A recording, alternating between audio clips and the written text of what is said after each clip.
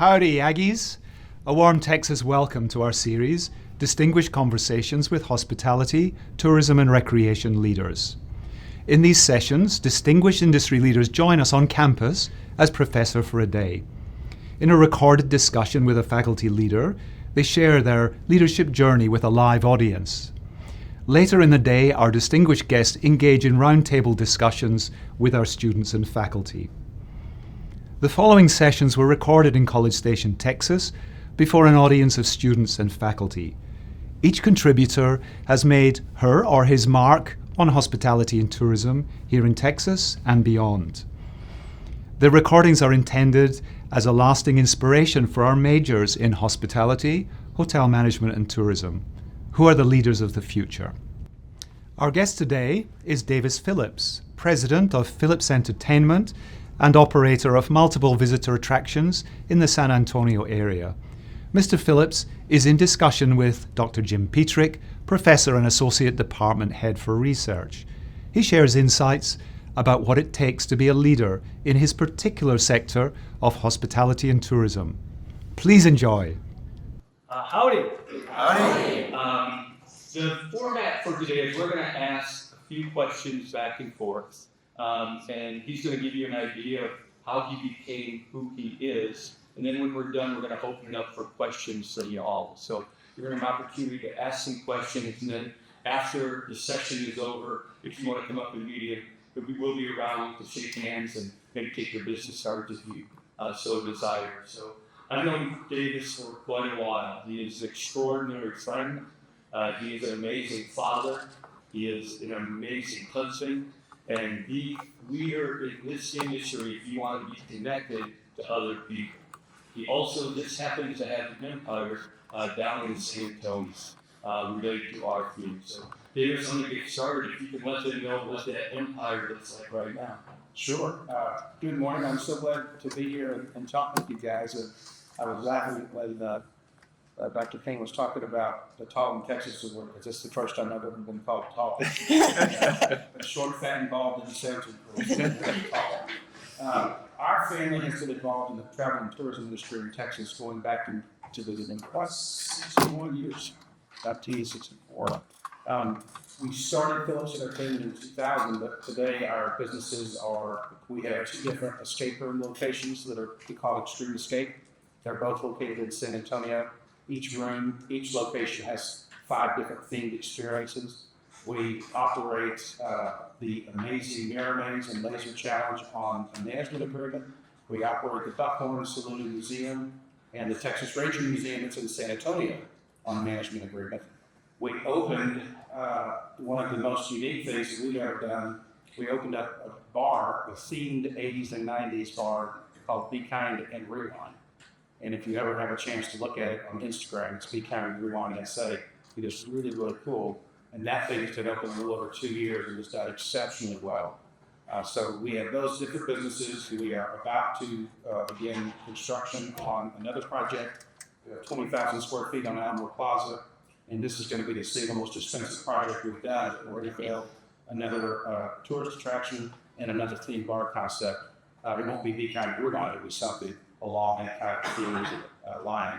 So we've been involved in other businesses in the past, and some of those have been closed. We'll talk about that. But we've got about 6 businesses right now that we operate, and we're going to have 2 more in about a year.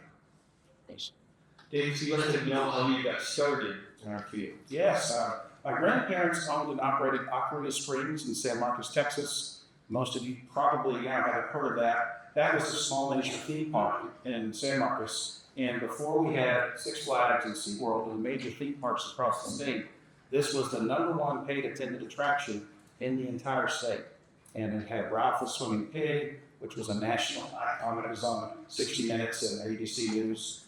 It had sky rides, glass bottom boats, underwater theater. It's really a magical, fun, cool place. And so I grew up coming to visit my grandparents, thinking, well, this is normal. Most people have a small theme park in the family. And it wasn't normal, obviously. So I've always known kind of what I wanted to do. And at 11 years old, I started working with my father at the Wax Museum in Grand Prairie, Texas. It used to be called the Southwest Historical Wax Museum. He was the general manager for that business, and then they expanded, and he and my grandfather started with that business, with that group of people, the Ripley's, believe it or not, in the Wax Museum in downtown San Antonio in 1987. And so I worked at the Wax Museum in Dallas, grew up working up there, got an opportunity at an early age because I chose to stay home. I graduated from Duncanville High School in 1988, but I had an opportunity to go to college out of the state, out of the city, but I wanted to work with my father, and I wanted to focus on that. So I worked full time, and I went to college. I got out in about 6 years, so that was just a while back then when you're working full time. So I've just grown up in this industry. I started taking tickets, sweeping floors, emptying the trash, cleaning the restrooms, selling tickets, really learning the attractions and tourism industry from the ground up and on the front lines, which really helped me as I got into positions of leadership because I knew somewhat what I was talking about, and I saw the effects of poor leadership on a team and the dysfunction if there's no trust. And it really helped me understand some of the valuable lessons of how to create healthy teams and how vital that is to the success of any organization that does need to get tourist track. Church, a relationship, business, whatever, doesn't matter. So I was blessed to get these opportunities at an early age. I left working for my father in 1998, and I went to become the general manager of St. Augustine, Ripley's, believe it or not, Museum in St. Augustine, Florida. I was there for a couple of years, and then I came back to Texas when my father and I were starting Phillips in 2000. Awesome. For those that are maybe a little bit older in the room, you might remember Aquamarina Springs, but his grandfather, Gene Phillips, used to say he invented it, the attraction, because he wanted the world to see Texas, and I think pretty cool. Can you talk about different events through time that have significantly impacted your industries and how you've evolved from there? Yeah, probably the biggest one for us was when we started Phillips Entertainment. The very first attraction that we opened in Alamo Plaza was Ripley's Farm to Fish, and it was a year-round, multi-million-dollar special effect pond house with live actors and animatronics. When my dad first talked about opening that, I'm thinking, who wants to go to a haunted house in February? I was wrong, thank goodness, and it did very well. We opened up the Guinness World Records Museum next, and then we opened up what's called a dark ride, like you'd see at a theme park, called Tomb Raider 3D. And so those three attractions were the foundation of Phillips Entertainment. That's where we made all of our money. And there's the Alamo Plaza. Is everybody that's familiar with the Alamo Plaza redevelopment plan that's going on in San Antonio? So the decision was made in the late 1880s by San Antonio business leaders to purposely give away land around the Alamo so that they could be taken seriously as a place for business. Because at that time, they were this dusty little town in the western edge of the United States, and they didn't want to be known for this fact. They didn't have the historical perspective that we do 200-something years later to understand the importance of the history of that. So the very first businesses in Alamo Plaza were brothels and saloons. And so you could make an argument those weren't very respectful either. But what happened is because of the intentional development of commerce, it became a very successful economic area and really the center of the seventh largest city in the country. So when we first opened up the Wax Museum in '87, the city council had their arms around our neck, cutting the ribbon, all excited. The headlines in the paper was, "Will the Wax Museum revitalize Alamo Plaza?" And I have that in my office to this day. And they were all happy that we were there. Well, things changed, and so there was a lot of this that shifted over the years. But it became to where the state wanted to redevelop that area, and they had two options for where they could put this world-class historical museum that they're building. One option was the federal courthouse in Alamo Plaza, and the federal government told them no. And so they moved up to a little bit small family business across the street that had 40,000 square feet, 250 employees, and 3 attractions. They had 3 buildings and 4 floors, and they decided to come over there. So what ended up happening was shortly after our company survived COVID, which is another challenge in and of itself, we were fortunate to survive that. We had to make a deal with the state to close down our main 3 attractions. And that was both scary and personally disappointing because in fact, we have our escape earnings, we operate other businesses on management agreements, but the vast majority of the money came to our family business and took care of our team through those 3 attractions. And it's all about location.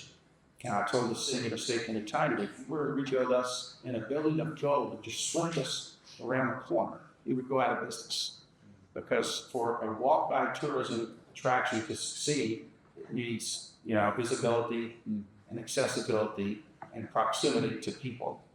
And if they don't, if nobody's there to see us, they're there for the outlook, the river walk, the history, the fun.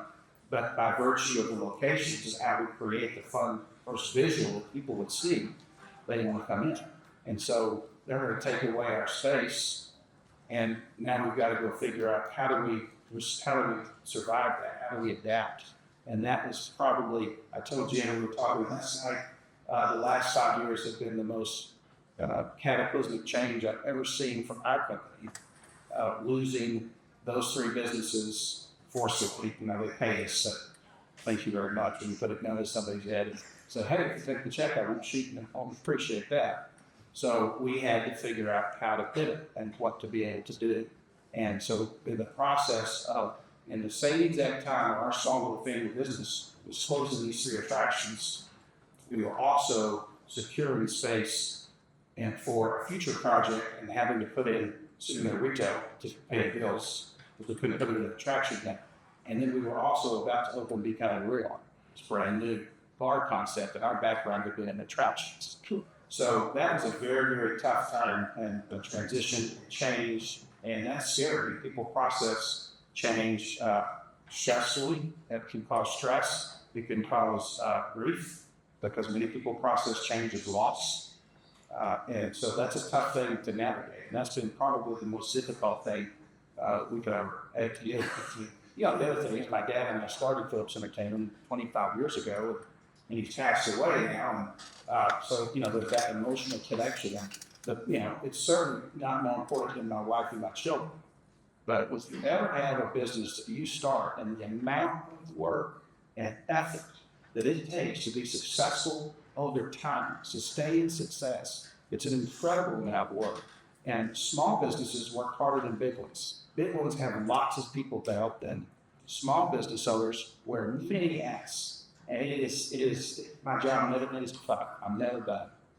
And so when you have something to take that away, that's it's frustrating, But we had an option. We could sit around and whine and feel sorry for ourselves, or I could take that pissed off energy that I have and focus on how the organization was going to move forward and how we survive and adapt, and then trying to make sure that every team reached out eyes like this, because everything's changing. When we closed those 3 businesses, we had to let over 100 people go. And in the history of our life in this industry, 60 years, we've never let one person go that didn't serve. We never had a single layoff ever. And yet, after this, we had to lose about 30% of our workforce. So that was going to be tough transition.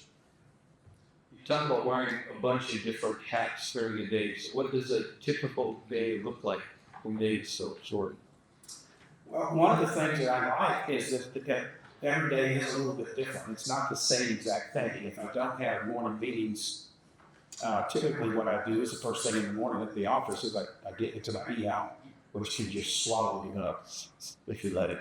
I'm not even going to talk about how I do it, because I'm not sure I'm good at it. But I do email, and I check our revenue reports from all the different businesses. And I have a working list, a to-do list of everything that I'm working on. But I also got a little separate daily list that at the beginning of the day I make, or at the last part of the previous day, of what things I need to get accomplished on this day. Because invariably, I'll have that list, and then life takes over. And I will forget. I have too many things going on. So I have to refer back to that list for myself.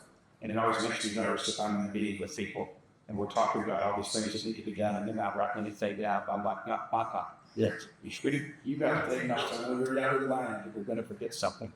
But really, after that, it's a series of meetings, either outside meetings, internal meetings, or meetings with, right now, currently working on this new project. So that was the email I had all the boss talking with the architects and the general contractor. getting permits for the city. And so a lot of my focus this last year has been on, I've had 2 full-time jobs. Number one, we have to run the business, and number two, we've also been out there raising investment funds, because we put money in, we get a bank loan, and we have investment funds. So we always had a little investment with us when we created this for the last, since April. I've been trying to balance my time between talking to every person I possibly could about this project and what they are to join us, and also spending time running the business. So most of my time I've got to spend talking to the team, because our businesses are not in the same spot, and I'm trying to connect with the leaders to make sure that I know what's going on, because the people who really know what's happening in your business are the folks on the front line. It's not me. And so staying in contact with them and hearing what they're seeing, what they think, and suggestions and problems, and how do we support them, what do we need to do. You're getting better or you're getting worse, but you can't sit still. You've got to constantly tweak and adapt. You think about driving down the highway, if you see the steering wheel in one spot, you're going to wreck. Even if it's working right now, it's only 30 feet. You've got to constantly push short. And that's the process of talking to the frontline team or the frontline supervisors a lot of times, just so that we know what's happening and how we need to staff. Because you're going to adapt. Things are going to go wrong. And a lot of things are going to happen to you that you can't even control. Market fluctuations change. You wake up overnight, there's a new technology. The state tells you your business has to go away. You just can't control things. You've got to be able to adapt and respond over time. So, of the diverse things that you do, which are the most difficult and challenging for you? I mean, how do you walk through, what's the process in your brain that goes through handling those situations? There's been a couple of things. I think when we first started our business, we had one attraction, 20 people. And so myself and the other 2 main guys were involved on a day-to-day basis, dealing with the guests, dealing with the team, handling issues, every day working in the attraction. And what happened was our leadership flowed almost through osmosis. They saw how we handled ourselves, how we treated other people, how we handled guests. And so it wasn't terribly intentional when we talked about it, but they picked up on it because they worked with us. What started to happen is that healthy culture that we have, as you grow, is you just become more and more removed from that frontline process. The leadership wasn't being told or taught well enough. And so we began to realize that you have to, growth is a good thing, right? But you have to manage, because you create all sorts of problems. You could grow yourself out of business, just like you can lose business because it's no revenue. Growth has to be managed carefully or it can overwhelm you. And so we had to become much more intentional in staying connected to our frontline leaders and talking about what leadership means and how to do it and why it's so important for our business. And so we have meetings with the different groups about leadership. We do books, we do videos, we do discussions. We talk all the time about it, because that's the most important success for the ingredient for success. You got to have the right leadership. The four P's of marketing, price, choice, promotion. That's important, but it's not more important than leadership. It doesn't matter what your location is. It doesn't matter your product. Nothing matters if you don't have the right leadership, because everything will change down the road. You can have all your plans. It's not going to happen exactly like you want. And if you have the right leadership in place and the right culture where the team will tell you the truth and talk about what they need, what's wrong, especially one of the things I talk about to you about is the most important time to speak up is if you disagree. But while it's very simple to say that, when the president of the company tells a young supervisor that the first reaction is, yeah, sure, pal, I'm here to tell you what I think you're wrong. So the importance for us is focusing on trust and leadership, creating trust with everybody, in everything we do and say, so that they understand we're actually serious, and then eventually that kicks in. And when you can have trust in an organization, it really controls every organization together, is trust. It doesn't show up in the P&L as a separate line item, but I promise you it shows up in the P&L. You just can't see it. And you can tell the health of an organization by how many uncomfortable conversations they're allowed to have. And the way that you find that is when you talk to people, you say, what needs to be fixed? What's not being addressed? What are the big issues that no one wants to fight? You know, one of the things I always talk to people is, if you became president of this company today, what 2 or 3 things would you change right away? Because I knew I had it when I worked for a pitiful leader as a kid. And because they're more aware of the challenges and the problems. So maintaining that relationship, continuing to maintain the trust. Everything you do or say adds to the foundation of trust, or chips away at everything. And the chips are harder to look up. So you got to be careful about that. I think the other thing that's a challenge is to sustain success is the constant pace of change. Everything's changing, and it's changing at a faster rate than it ever has. And a lot of it is due to technology.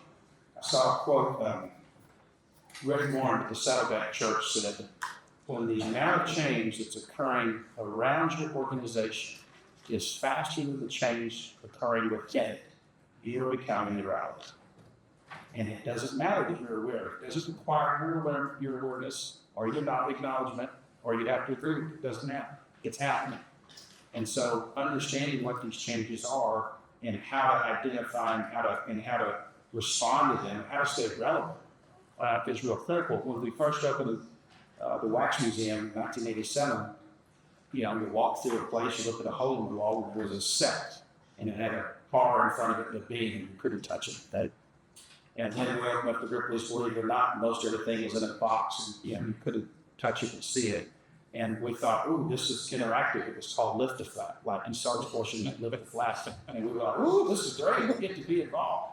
And now, they're coming through multi-million-dollar special effect haunted houses. They're immersed in the experience. They're slamming, screaming, laughing when they come out. People don't do that when they walk out of a Wax Museum. You have the 3D ride that we had with glasses and shooting the sword, shooting the things and keeping score, competitive element. So, totally different way to entertain people today than it was obviously 30 or 40 years ago. But that pace of change is occurring really rapidly. Yeah. And it creates big challenges for all companies, not just ours. So you said an evolution of David Phillips from this young manager to who you are now. So can you talk through how you've grown through this process? Yes. One of the things that I learned about leadership when I was young, I thought there was one type of leader. You need to be strong, you need to be assertive, you need to be confident, you need to be able to see to a crowd. What I was thinking in my head was, I think I want all my leaders to be just like me. It was so horrible out there. Mm-hmm. And I didn't realize it when I was in my early 20s. And I surrounded myself with people who were very similar to me. So what we ended up with was a triangular tower, the clonk, and I'm like, what is happening here? And as I've gotten, what I realized is to understand personality, strengths, and weaknesses, and to place people in the area of expertise and strength. You can't ask the quarterback to be the center. You don't want to ask your point guard to be a different position. You can't have your huge 350-pound lineman be your fast wide receiver. You're putting them in a position to fail, and that's your fault. It's my fault when people fail. So one of the things, as I've gotten older, is really understanding how to build teams, like understanding the leadership. There's very different styles of leadership. Our vice president, who's one of my dear friends, he and I have worked together for 40 years, and he is very quiet, very calm, never gets ruffled, and we work very well together because we are so different. But there's such a trust and a bond with us that when you can have trust, then the focus can be what is best for business instead of is it your idea. When you talk to people who want their idea to be chosen instead of they're willing to engage in a dialogue to come up with the best idea, that's why trust is so important. to get people to speak up when they feel that they think something's wrong, or they think they're going to tell you that there's something you know about either. And so you have to make sure that you can't just say trust matters and then get irritated if somebody tells you something that you don't like. So learning all of that, I didn't understand all that when I was 22 years old. I got my first chance to be a GM at 22. I did a pretty good job, but I worked on much more effectively than today. And I'm always trying to self-analyze. What did I do well? What did I not do well? And solicit feedback from our leaders that I trust about, if I'm not supporting them in the way they need, I want to know that. I didn't used to talk about those things, when I was, so. You have all this chaos going on around you.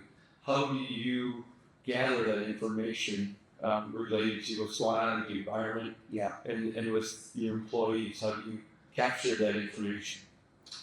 Staying abreast of trends to industry organizations, through industry newsletters, going to conferences and trade shows, talking to different people who do what we do. One of the things that I enjoy when I travel is I want to go see other places. It doesn't have to be a tourist attraction. I mean, it get other experiences and to see how they do it well, what they don't do well. You can always pick or take an idea, and if you get one good idea from it, then it's worth it. Really understanding your industry and making sure that you're plugged into the organizations or the associations that help you, like the Texas Travel Alliance that you were talking about earlier. That is the statewide advocacy organization for the entire industry. We've got the Hotel Association, which is great, but they look out after only hotels. We have the Restaurant Association that looks out just after restaurants. The only entity that advocates and works on behalf of everybody is the Texas Travel Alliance. So being involved in that and going to the seminars and hearing the speakers and staying on top of that. One small example was when we were deciding it started to become apparent in 2015, 2016 that we were going to eventually lose our big three businesses on Alamo Plaza. And so we knew that we needed to create some other kind of concepts. And for most of my life, I was in the demographic of our audience. Well, I'm 55, I'm no longer in the demographic for the audience. And what I might think is cool or works right isn't the best idea. And I'm much more concerned about having the right product and experience than whether or not it's my idea. In fact, most of the time it's not my idea. And when our team first came to us about, let's do escape rooms, and I was like, what is an escape room? This was in 2015. And they said, get in a room and they lock you in and you have an hour to figure your way out. I'm like, oh, dear God, they let me out. In one room. And then I got online, but I knew that the team is younger and they're clued in to what's working, right? And so having control of your ego and being willing to look beyond what your gut instinct may be, because sometimes once you've been in an industry for a while, your wealth of knowledge and experience can also blind you to the new things that are coming up and make you a little bit dismissive at first. And you don't want to be that way because things are changing so rapidly, you've got to be open to that. So I listened and I said, okay, so we started looking into it. And I started reading the reviews of different escape rooms around the country. And these people were, because they are immersed in the experience, they love it. And the feedback and the glowing reports, I'm like, man, we've built these $1 million attractions. And people are like, yeah, let's talk, let's good. They had a good time. But nobody's going on and on. And I thought, so that really made me realize, okay, there's something to this. So then we went out and we went to some different escape rooms. We saw some good, we saw some bad. To Orlando, we went around Houston and Dallas. And so then we were able to see what was happening. So this is this new form of, it's not an attraction necessarily, although it could be turned into that. And we decided to do our own branded escape room. And we got that started. It was very different for us because it was, our tourist attractions are all about location, right? It's that impulse walk by moment. Where the escape rooms are located outside of the downtown area. They're mostly locally attended. It's date night, it's corporate team building, and fans, friends, and looking for something fun to do. And so we had to create awareness that we existed and create intent to visit. Oh, that was a whole different world than just being in the right location. It had nothing to do. And the location is a lot less important because they have to choose to go to you, and they can find their way to you on the phone. So evolving and adapting, but being willing to listen and to take time to go seek out other people in the industry, what they're doing, what they see, what they think. And that's why it's so important to have connections with others. And ABC, always be connected, always be developing relationships, because you will learn something, you will have help down the road. And if we're really gifted, you're good in 2 or 3 areas, and that's it. And you need a whole lot more help to be able to be successful in whatever you're going to do, because there's really very little that any of us will ever achieve 100% on your own. That just really isn't the way it works. You need help. You need people with different skill sets than you have. And understanding that, and then saying abreast of the trends. And I try to have the young leaders who sit down and talk about what's new, what's coming up. There are some fun things because we're having to evolve our company from only tourist attractions 10 years ago to now we have escape routes, we have theme cars, and it's just different. And we're going to have to continue to So you have others play a big role in your lives, so you have to constantly listen. So what do you think is the best advice you've ever received from someone else? It was one thing my grandfather told me, one thing my dad told me. My grandfather said, the most important thing that you can do is you treat everybody you deal with like they're the President of the United States. Whether they are the janitor or a first-time 16-year-old kid doing a ticket taker job, or you're literally dealing with the President. The way that you treat people will determine your success or failure in life. Doesn't matter how talented you are. It doesn't. Talent will get you so far for a while. But if you can't get along with others, if you're not kind and respectful and create real, meaningful, authentic relationships, you're not going to be successful. Doesn't matter how talented in jail. I have had to let tremendously talented people go because of their inability to get along with others. And I used to watch how he treated people, and really, if he was talking to somebody, that's what he was focused on. And he wasn't scanning the room over their shoulder. Who else can I go talk to? Be able to zoom in on them, listen, and focus. And it didn't matter who he was dealing with. That's the way he treated people. And you have to be good. You need to be talented. You've got to work hard. All that's important. But if you can't get along with others and know how to deal with them, and this, especially when you're pissed or irritated, it's real easy to get along with somebody when you're happy. But when they've made you mad or they've disappointed you, they haven't done their job, how do you have a discussion about that? How do you resolve that conflict without damaging the relationship? And that's not something that shows up as a line item, get out, but it impacts the get out. So that was my grandfather's advice, and my dad's advice was, every decision that you make, you have to look through the lens of what's best for business and not what you want to do. And it sounds very simple. Sometimes it is. There are many times that it's not, because we have our core values and our culture, and sometimes it's just easier to let something slide and to not really. But I don't know every single thing we're going to have to do to be successful down the road, but I know that if we view it through the lens of what's best for business, it really is a very effective filter on what needs to happen. It's almost like I still have his advice with me when I'm facing a problem or a challenge, because I know to look at it through that. And a small example would be, I could write a $10,000 bonus check to myself if I wanted to. But is that best for business? Because you need this money, you're coming into slow time, we need to invest, the team needs raises. What are you going to do what you want, or are you going to do what's best for business? And if you do what's best for business, more often than not, you'll be successful. So if you talk about core values, maybe your decision is a little bit clearer how you do. What are your core values? Well, the number one core value in our company is trust. And when I tell that to people, they look at me like, what? What are you talking about? there was it product, isn't it your location, isn't it your restriction, or whatever, marketing, it's not. It's developing. It's trust is the most important ingredient for success because I need people to tell me the truth, even if they think I don't want to hear it. And we need to be able to have a conversation. I need to be able to come up to the guy that's in charge of food and beverage and say, hey, the numbers aren't heading in the right direction. Our attendance is good.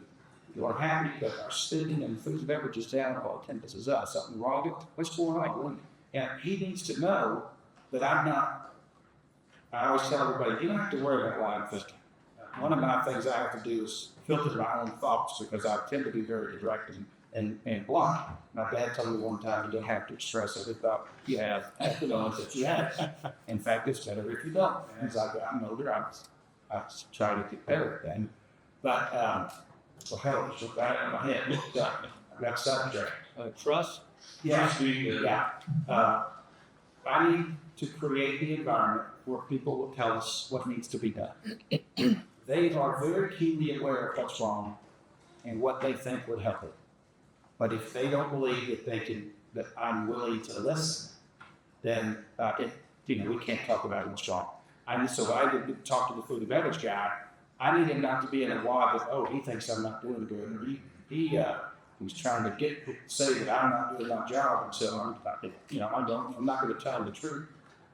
Because I told our team, if I think you're causing the problem, that's a different conversation, right? But otherwise, what we need to do is partner together, analyze what's going wrong, why do we think that is, and what are the options that we have to address it, and to work together to solve that. I tell them, you're here because we believe you were talented and good. So understand that right off the bat, because if I think you can't do the job or you're causing it, that'll be a different conversation. So you have to be able to have conversations about what's not wrong, what's not right with this company, and not have those people in that area freak out. That takes trust. It takes time to build. I hired a food and beverage manager for the Buckhorn 15 years ago or so, and I was talking to him at the interview. And I said, look, I don't know how to make food and recipes. I know where our food costs should be, our labor costs, I know where our revenue should be. And then you handle everything else to make that work. And I said, I'm not going to do this to you because I don't have time. I want everybody to own their own area of their business. And my job is to support you, provide you all the tools you need to succeed. And I thought that made sense. And then he came in about a year and a half later one day. And he was saying, when you told me that in the meeting, I thought you were just totally full of it. I thought you go back to manage me, you're a intense type of little thing, you're going to manage me. And we don't. And what I learned is the people that we promote from within the company get it because they've seen it. And so they're willing to speak up and say when something's wrong or when they have a good idea, maybe. The people that we hire outside the company, it takes a year to a year and a half before they finally loosen up and realize, okay, you do believe that. And it's almost like if somebody's been in an abusive relationship and then you're dating them, there's problems and challenges there because of what they've been through. And it's the same thing when you hire somebody that has not been treated well in their previous job. The defenses are up.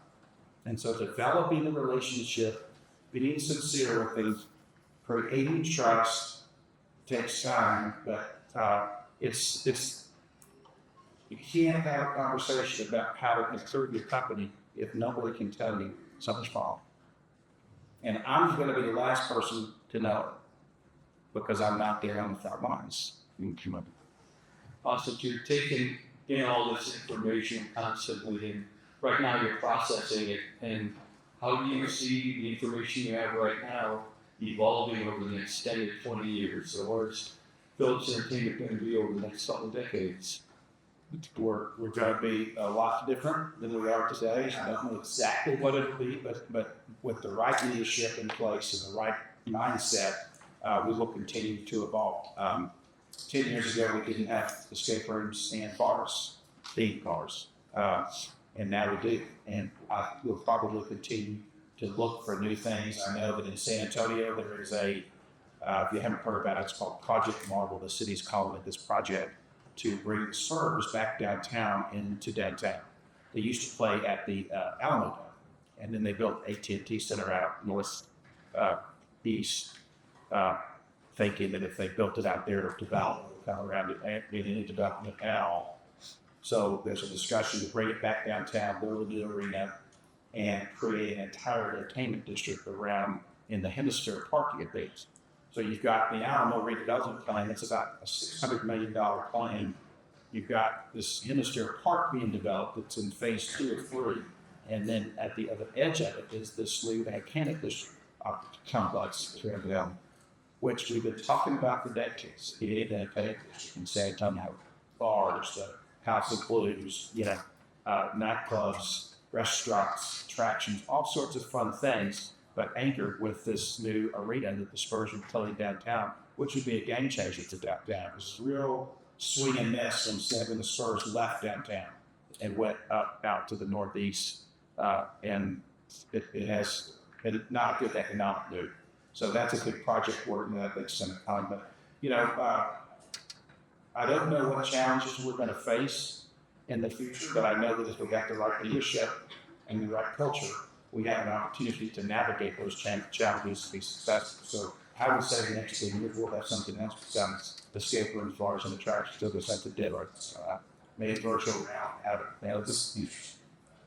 So we're running a little bit tight on time, so we're going to open it up for questions for y'all. And as soon as this last question's down, can you give them some parting words of wisdom? So it is advice that you give these future leaders of our field to help them on their path. You got to count, you got to work hard, right? All that you're here getting smarter, learning. The most important thing that you can do is you got to persevere because you're going to get knocked down. It's okay to stumble. A failure is not final unless you quit. Otherwise, it's an opportunity to move to the next thing and learn and go fail different.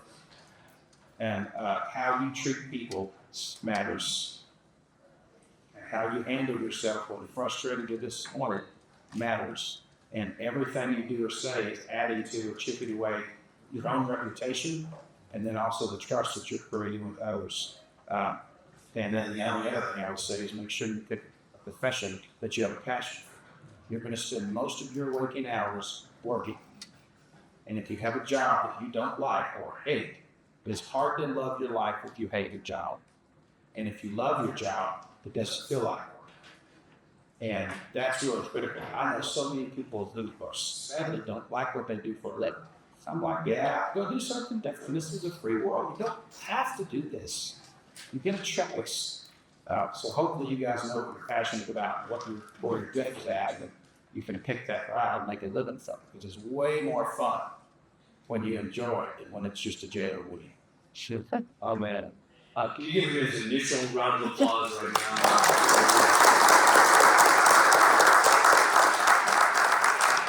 Well, about 15 minutes, ask him anything you want. This is a leader of the field, one of the most connected, if not the most connected person to our industry in the state of Texas. So anything you want to ask me, he's yours for 15 minutes. For the ants. So, to be first. Let's go. Hello, my name is Maria. Nice to be here. The kind of rewanted 80s thing, like strictly. 80s and 90s decor is the theme, but we don't only play 80s and 90s. What made you want to have what is? Sorry, good question. That idea. Yes. So as we were facing losing our big three attractions, and because two of our attractions were franchised from Ripley Entertainment, we weren't able to build another tourist attraction, which has been historically our area. We're good at developing attractions, building them, and operating. So we knew we needed to expand. We needed to create some other revenue streams, and it cannot be attractions. So we sat down with our team and analyzed what are we good at. We know how to create themed environments. We know how to create fun guest experiences. We know how to build teams and generically how to operate a business. But keenly aware that we're not bar experts. So what we wanted to do was take the way that we know to create a themed environment in an attraction and bring that to the bar world, because it doesn't exist in San Antonio. It exists really. I've seen a few in Orlando. Of course, you see a lot in Vegas, but there's nothing like. Has anybody been to the camera before? Oh, there you go. All right, very cool. So one of the young guys on our team, in fact, the very first employee that we hired in 2000 as an actor, he was a 16-year-old kid, put on makeup and he went, ooh, he's terrible. Right? He has hung with us all these years in a variety of different roles, just raised up with the company. And he was the concept for this. He came up with these. We had two concepts. We had this one, we had one called Blame It on Texas, which would have been a big country western theme bar concept we might have did. And so he came up with this concept. We hired a couple of young ladies from Austin who brought it to life. And then we opened up a completely new business, and it was like drinking from the fire hose, because we had so much to learn. And we budgeted that business to do $2.4 million a year based on the sales figures of other bars in the area. And our first year we did 3.66, and last year we did 3.83, which is beyond what we thought. And I would say almost 2.5 years later, we're much better bar operators than we were. But that's why we did it, because we knew we had to create some other stuff. And I also know people don't come to Be Kind and Rewind because we sell Tito's. They come to Be Kind and Rewind because it's the most over-the-top, unusual, visual environment that most any bar has ever seen. It's certainly not in San Antonio, not in those worlds. It's really cool, but they cost about $30 million to build. So that's how we did it. And it was a real strategic risk for us, because it wasn't our feelings. So we had to take a risk because of the situation we faced. Hi, my name is Cal Dickman. My question is, I've seen quite a bit of advertising specifically for tourism in Texas, and as somebody in the entertainment industry as well as a Texan yourself, I kind of was curious to see you kind of take responsibility for increasing tourism within Texas. I know a lot of those advertisements talk about keeping Texas money in Texas. But also, I specifically asked that as a Texan myself, obviously your success and the success of the entertainment industry in Texas it impacts every single Texan very closely. So, what's your thoughts on that? I don't know that our little company has moved the needle on it. I mean, it's a lot of people that do what we do that create reasons for people to come visit. I know that San Antonio is the #1 place for leisure visitation of the state of Texas. 80% of our market comes from Texas, and roughly 80% of that market drives to San Antonio. So we focus a lot on in-state. But we also, one of the things I do is I spend a lot of time working on behalf of the industry, locally and at the state level, because if the industry is taken care of, then we all have our opportunity to get our little share if we do it our part. But it starts with the industry being strong. So one of the things that all of us do is work together with the Texas Travel Alliance to make sure that the marketing, the state of Texas, is funded fully. And it's the state sales tax, 1/12 of it is allocated to marketing the state of Texas outside of Texas to bring Americans into Texas. So we work on that to help make sure that there's enough people coming into town. But I don't know that our specific small company moves the needle. I think we're one of the types of things that help move the needle, that be with Joel. Yeah. As Pearson. Hi, Mr. Phillips. My name is Kenny Shaw. So it sounds like you get a lot of ideas for new businesses, whether it be going for wax museums, like the Phillips clubs, or what's the other one? With shakers. Sure. So when you get these new ideas, whether you think of them yourself or you get them from other people, what are the first steps from turning those ideas into an actual third sheet business, whether it be tourism or anything? Yeah, that's true. When we approach the bar, for example, I know what a tourist attraction typically does, attendance-wise, based on where it is, type of attraction, and that kind of stuff. But in the bar world, no idea. So in Texas, you have to, if you sell alcohol, you have to report your monthly sales to the TNC. So I was able to get a data list of every bar in the area and and what their sales were per month, per year, see what their cash flow patterns look like, and then begin to say, okay, as far as this size, it's not very ugly, dairy, as far as big and nice thing, and if they can do these numbers, so we're in this area, and we can blend in locals, we can blend in tourists, and convention and business travel. We have a chance to get it done. So then I start looking at, okay, this lease potential, they start putting together just to basically it out. And then I turn that into a cash flow and be sure that was, can we do these numbers? What's our break even? Where are we okay? Where are we really good? Where do we think is realistic? And I try to be very careful in under budget revenue and over budget excesses, so that if that's the scenario that hits, if that return looks healthy to us, then it's got.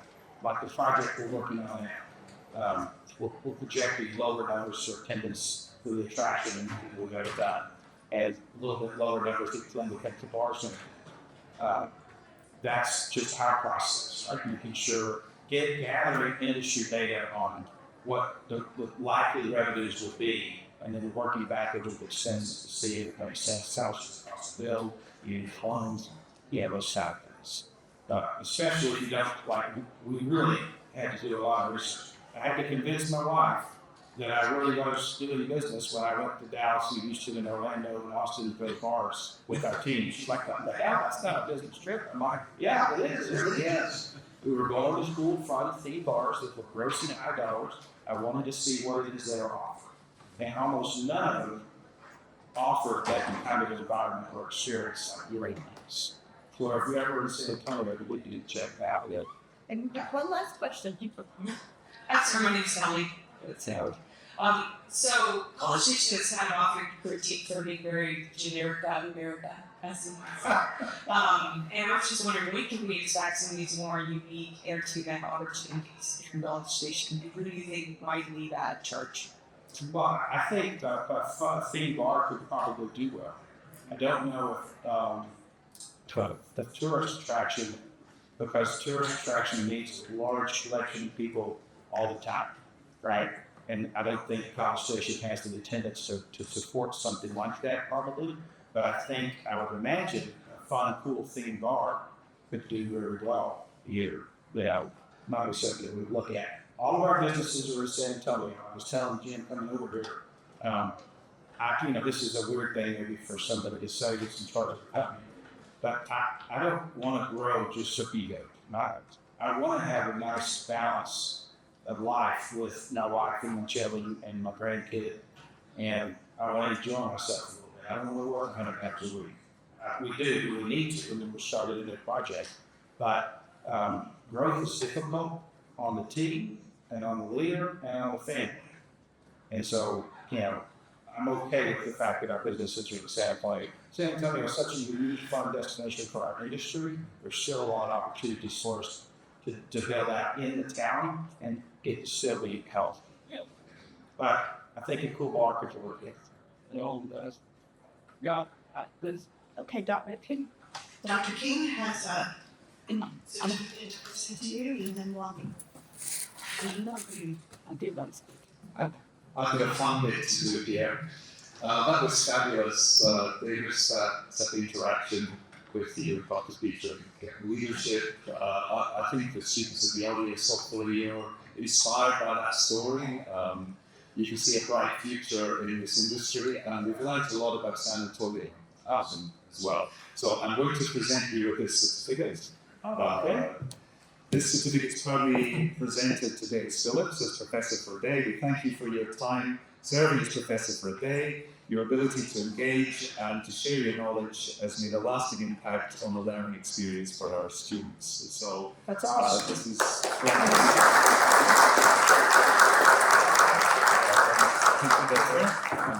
I'm going to put this in my office tomorrow.